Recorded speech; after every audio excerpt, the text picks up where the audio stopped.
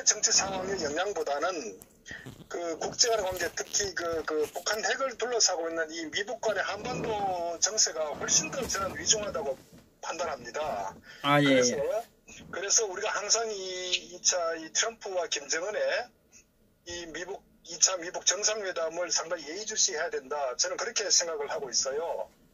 예.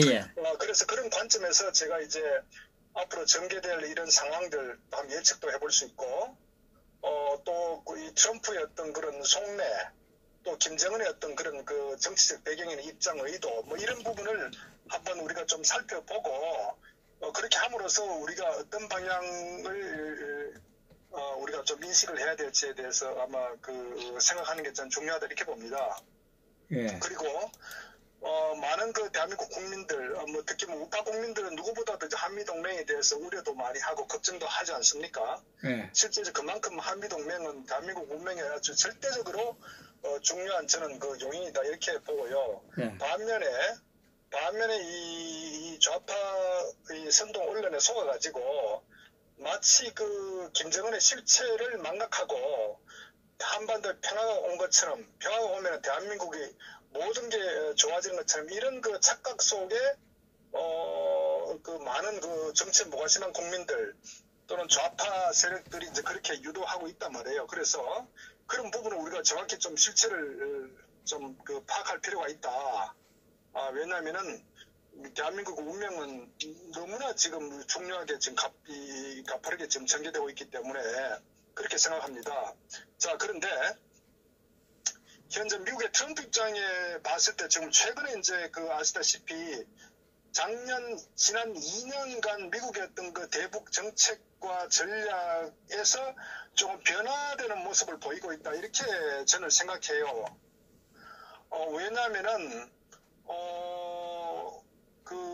최근에 이제 이 폼페이오가 언급했던, 그런 그 미국의 어떤 그 안보 우선을 상당히 강조하고 또 당초에 이제 미국에서 거의 뭐 하나의 그 불변의 원칙처럼 생각했던 그 CVID 정책을 최근에는 이제 꺼내지 않는 것 같아요.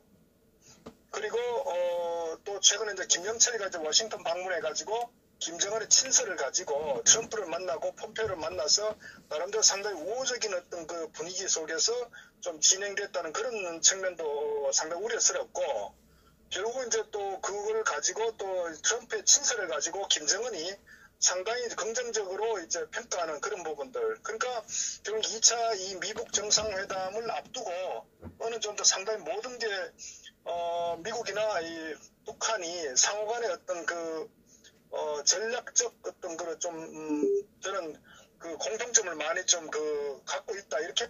그래서 실제 이제 가장 중요한 그 정상회담 이전에 그 비건과 그 최선희가 그러니까 이 스웨덴에서 실무회담 했지 않습니까? 그런데 그것도 2박 3일 만에 연결됐다는 것도 결국 이제 회담이 나름대로 상당히 잘 흘러가고 있다.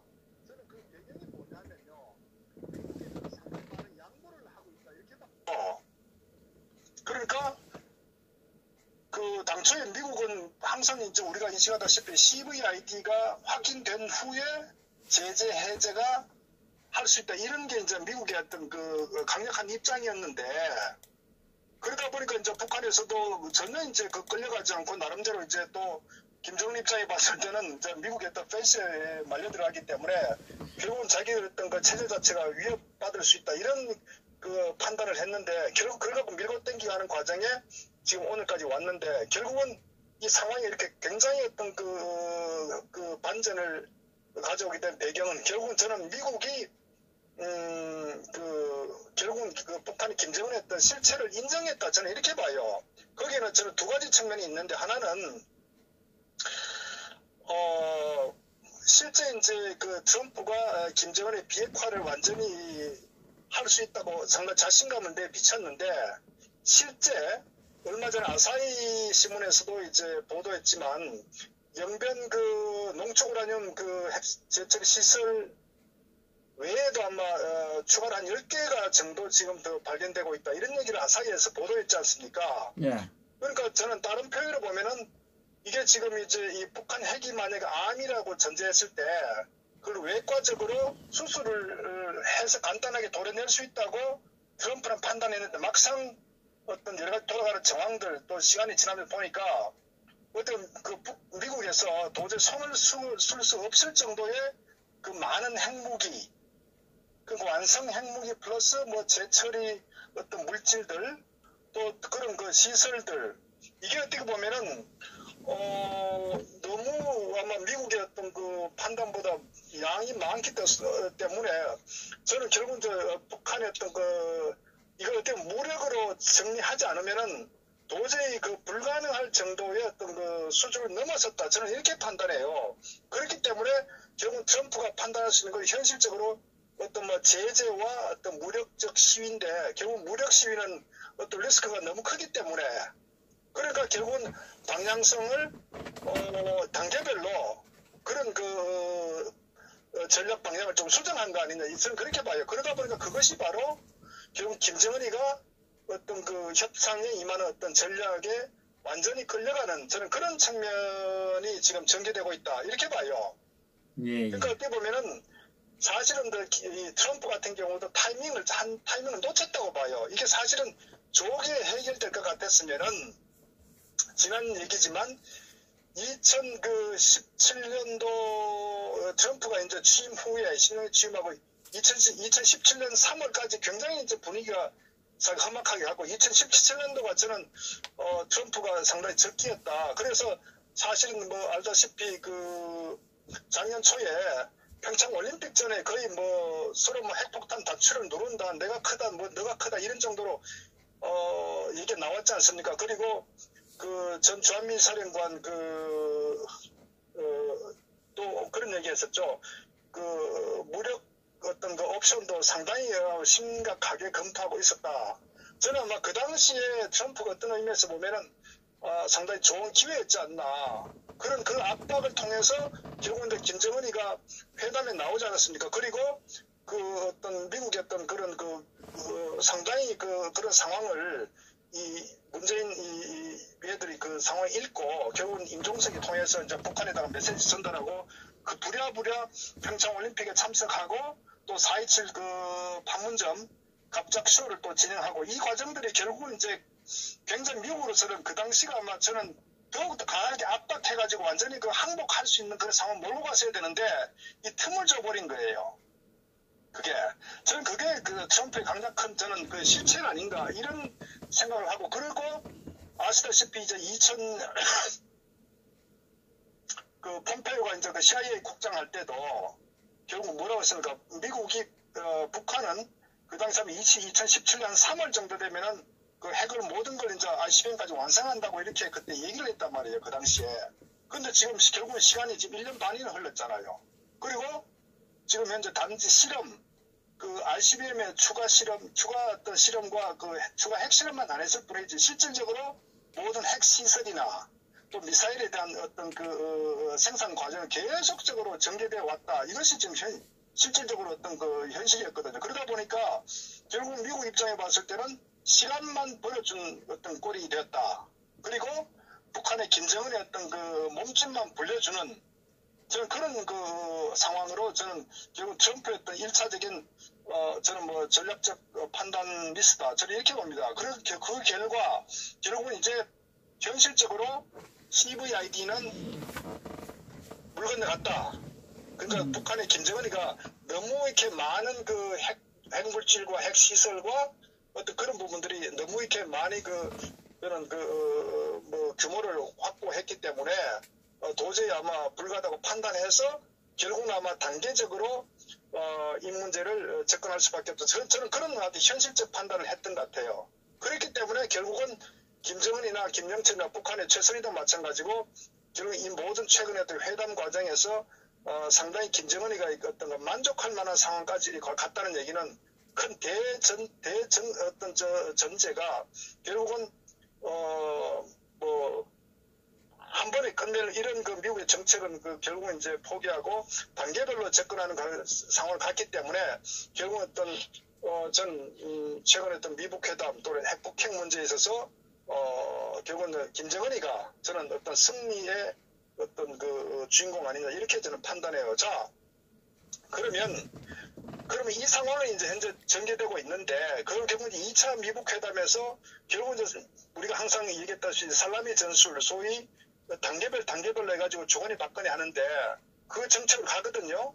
그러면 결국 이제 김정은 입장에 봤을 때는 가장 리스크가 적은 게 그 ICBM 대륙간 탄도탄 미사일을 이제 폐기 내지는 이전이라는 얘기 나오거든요. 그러면서 그 네. 이전도 결국 중국으로 이제 이전한다 이런 얘기 나오지 않습니까? 미국으로 가져가는 게 아니라 결국은 미국으로 가져가게 되면 그걸 분해 해체해서 북한의 어떤 기술력 여러 가지를 이제 정확히 판단할 수 있기 때문에 결국 이제 김정은의 어떤 이 정책적 전략적 부분이 또 노출될 수 있기 때문에 결국 이제 그걸 반대하니까 이제 중국으로 지금 그 이전한다는 얘기까지 거의 얘기 나오는 것 같아요. 결국은 우리가 하나 잊지 말아야 될 게 뭐냐면요.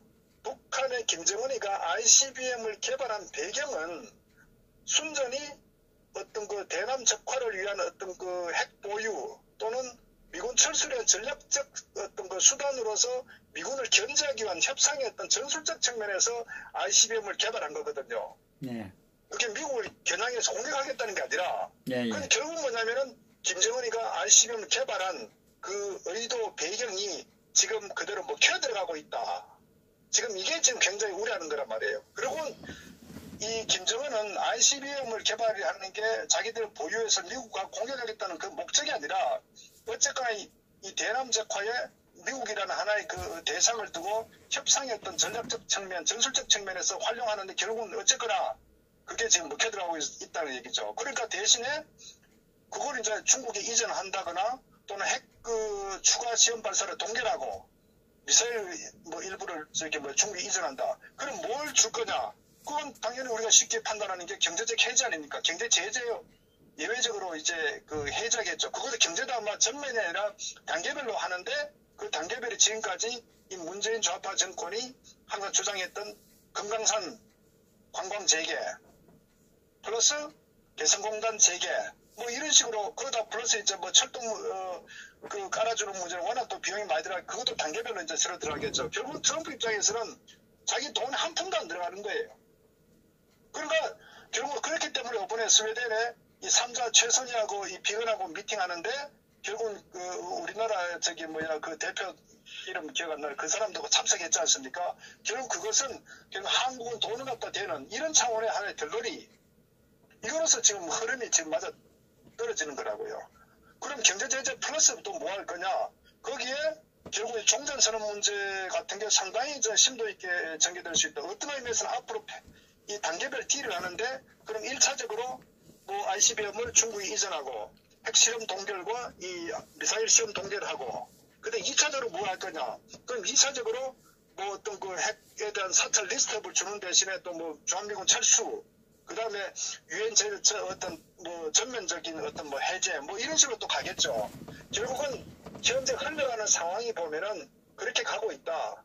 결국은 이제 그렇게 함으로써 김정은도 원하는 걸 얻게 되고 또 트럼프 또한 현재 어떤 북한의 어떤 그 실상을 파악해 봤을 때 무력적 어떤 그 제재 외에는 다른 방법이 없으니까 결국은 이 단계별로 김정은이 원하는 것을 들어줄 수밖에 없는 그런 상황으로 가고 그걸 트럼프는 정치적으로 어쨌거나 저는 상당히 어필할 것 같다 국민들에게. 그래서 드디어 이제 그 ICBM이 제거됐기 때문에 미국의 직접적 위협은 사라졌다.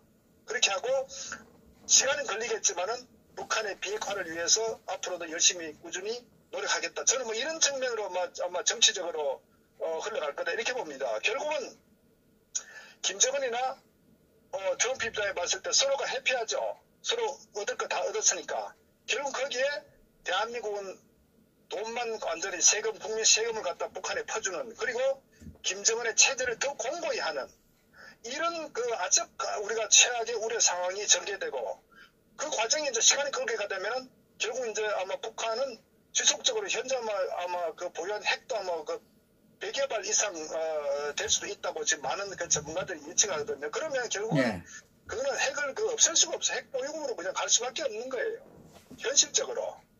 전쟁하지 않는다면 저는 방법 없다.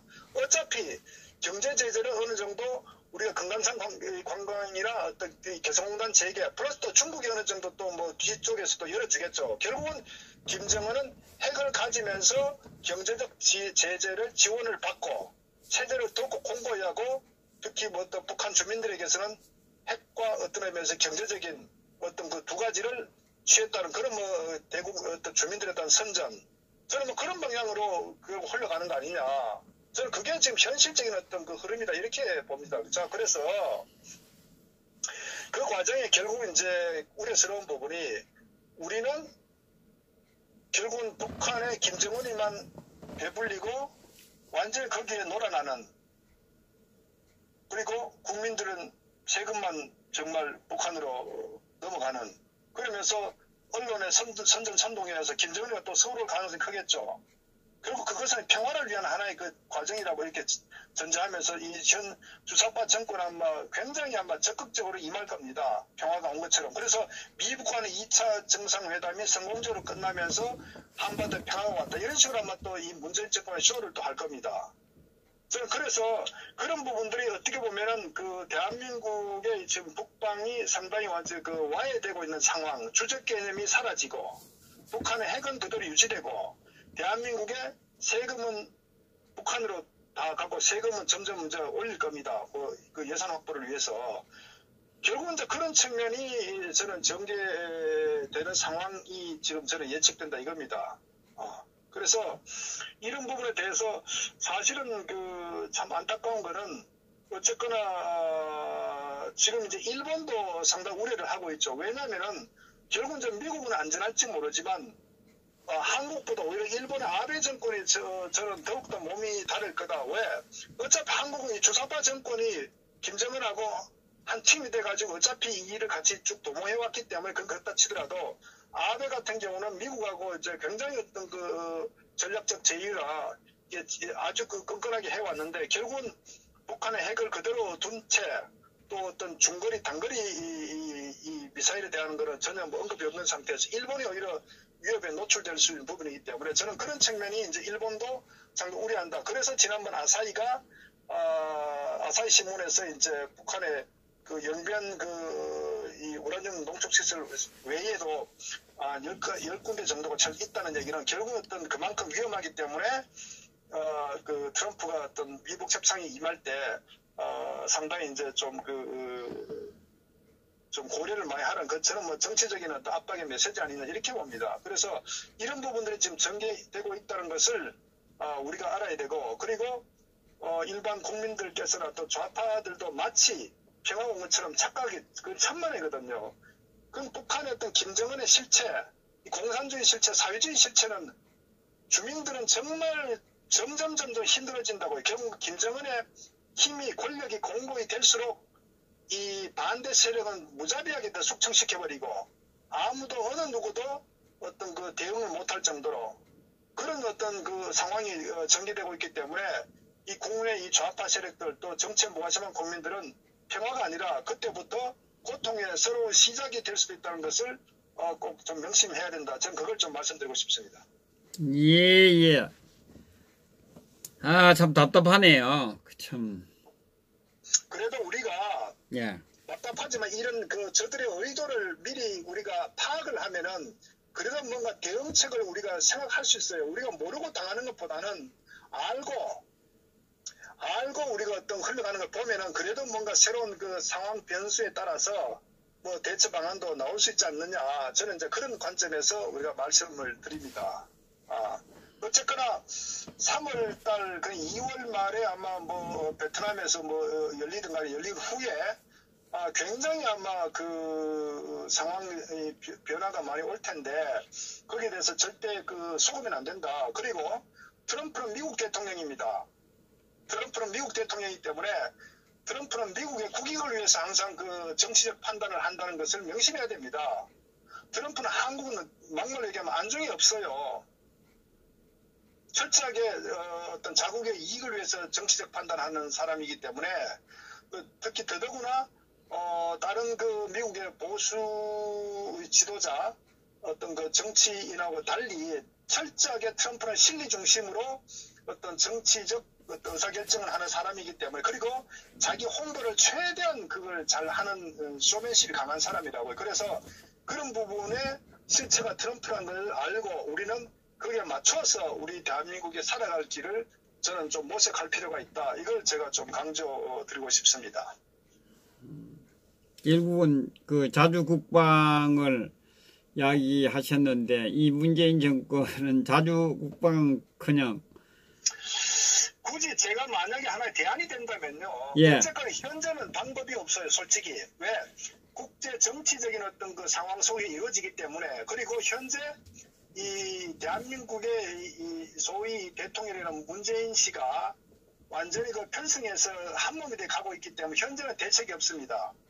그 트럼프를 제어할 어떤 아무런 그 지렛대도 없는 상태인데, 결국은 제가 봤을 때 비록 이렇게 가더라도 대한민국 어떤 정권 교체, 그러니까 이 문재인이 임기를 다 채우지 못하고 어쨌거나 이 끌어내리는 후에 우리 우파가 정권을 만약에 취한다고 했을 때 모든 어떤 그 스케줄을 바꿔야죠. 그때 미국하고 다시 뭐 협상을 하든지 해가지고 일본하고 어떤 또 관계를 우리가 또 돈독해가지고 어떻게 보면 한미일 동맹 복원해서 저는 뭐 강경 대북해갖고 완전히 저는 뒤집어야 된다. 저는 뭐 그 외에는 현재로서는 간단치 않다. 그래 봅니다. 네. 예, 알겠습니다. 감사합니다. 그리고 뭐 결국은 지금 뭐 답이라는 것은 그 문재인 정권을 끌어내리는 것이 제일 모범 답안인데, 하여튼 국민들이 알아서 이제 일어나셔야 될 텐데. 그러니까요, 우리가 평화가 오는 걸 반드시 거짓 평화라는 것을 최소한도 그 애국 우파 국민들은 명심을 해야 되고요. 그리고 이제 그 이후부터 어쨌거나 국민들의 세금이 이제 북한으로 이제 전달되기 때문에 대한민국 국민들은 결국 이제 모든 그 어려움을 겪게 되는, 아마 또 뭐 저 좌파 정권은 그 남북 간의 평화를 위해서 우리가 어느 정도 부담해야 될 하나의 대가다, 뭐 이런 식으로 또 아마 고통을 분담하자는 식으로 또 할지도 몰라요.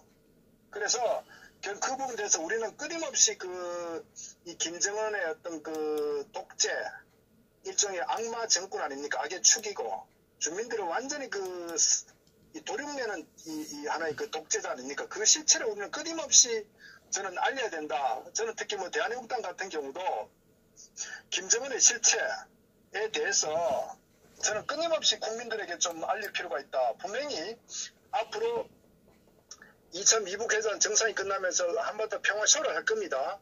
그리고 결국 거기에 맞춰가지고 김정은의 서울 답방을 저는 반드시 또 실현시키려고 할 겁니다. 그러면서 평화공모처럼 할 텐데, 그때 저는 그 대한민국당은 전국에다가 현수막을 김정은 독재 어떤 실체를 알릴 수 있는 그런 저는 좀 준비가 필요하다. 저는 그때는 한바탕 정말 이 이념 전쟁이 돌입돼야 된다고 저는 봅니다. 그래서 앞으로 그런 상황이 펼쳐지기 때문에 우리도 거기 맞춰서 우리 우파 국민들, 우파 애국 시민들, 시민사회 단체들, 정당들 철저하게 준비할 필요가 있겠다. 그걸 막을 수 있는 저는 유일한 어떤 대한민국의 어떤 세력이고 정당이다, 이렇게 봅니다.